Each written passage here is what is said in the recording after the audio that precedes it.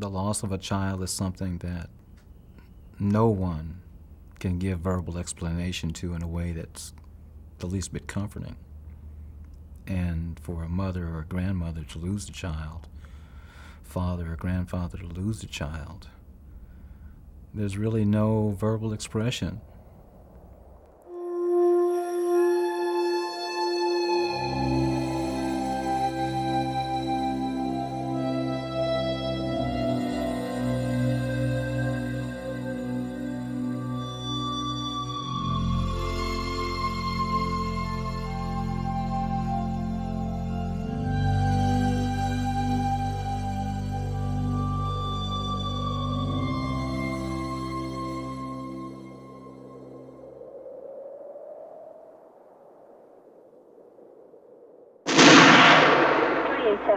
Repeat the location and stand by. 54 clear, 1B1, stand by. 1285, repeat the location, no one. 1B1, okay, 7.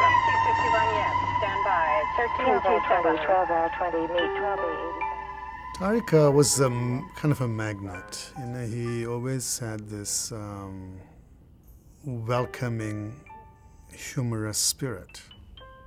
Still does, as I always say. Kids loved him, and I remember Tariq always had a lot of friends. So the house was always very full with his friends. And he's a very generous person, very kind, and cared a lot about his family. Also had a very good sense of humor. I remember he would crack a joke even in the most serious situations, and was very loved. And essentially, and he says, you know, sometimes if you don't have anything else to give, you can give a person a smile and improve their day. But right in there, you could see the values that Tariq had were very inspirational, that give life your best, and he did. He lived by his values. And that was very apparent. And part of it is that when he refused to give up the pizzas, he stood by his values. He died on January 21st, and March 6th would have been his 21st birthday, which was a pretty tough day. It was a big birthday, the 21st, and we had big plans. Of course, it never happened. The phone rang, and I answered it, and there was this young lady just screaming at the top of her lungs. And Tariq's been shot, he's killed, and he's laying in a driveway. And I did not believe it. And I said, that doesn't happen. And not 5 minutes later, my phone rang again, and it was the manager. And he said, it's true, Tariq's been murdered. Tariq, who was working for DeMille's Pizza at the time, shows up with 2 pizzas. He knocks on several doors looking for the address. The address doesn't exist. And so, in frustration, he walks back to his Volkswagen Squareback, is about to put the pizzas away when Tony and Antoine Pittman walk across the street. Tony brandishes the 9mm, says, "Give up the pizza." Tariq looks at Tony, gets in his car, and starts the car. Antoine Pittman says, "Bust him, Bone." Tony pulls out the gun, shoots, and the gun fires, hits Tariq in the chest, and gets his heart, and basically he bleeds out at the scene.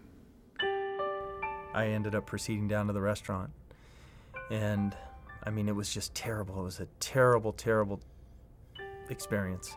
It was sad. It was sad to see young people, 15, 16, trying to get their job done and not being able to work. And that's when the phone rang, and I had answered the phone because I kind of kept my wits about me, even though the police and the homicide detectives, everybody was already there. And when I heard Jennifer's voice, and she said, "Hey, Sal," and I said, "Hey, Jennifer, how are you?" She said, "Hey, I'm doing good." When she told me, Tariq's normally home at this time, and I told her to call back, and the next thing you know, I just went to start working with the homicide detectives because they were tugging on me. They had to know everything about Tariq.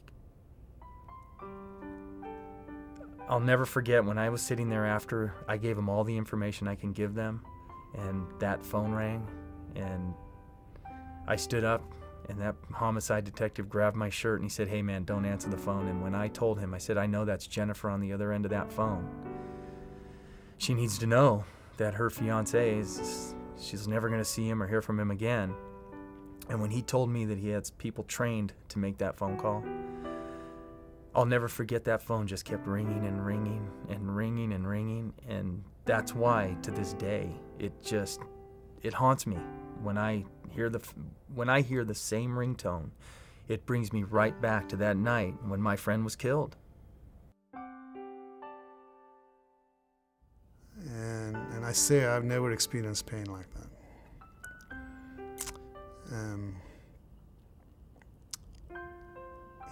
I always say it felt like a nuclear bomb had gone off in my heart. And I remember leaving my body. And I left my body, and I believe I went in the loving arms of God. And He held me in an embrace for the longest time. And when the explosion subsided, He sent me back into my body with the vision that there were victims at both ends of the gun.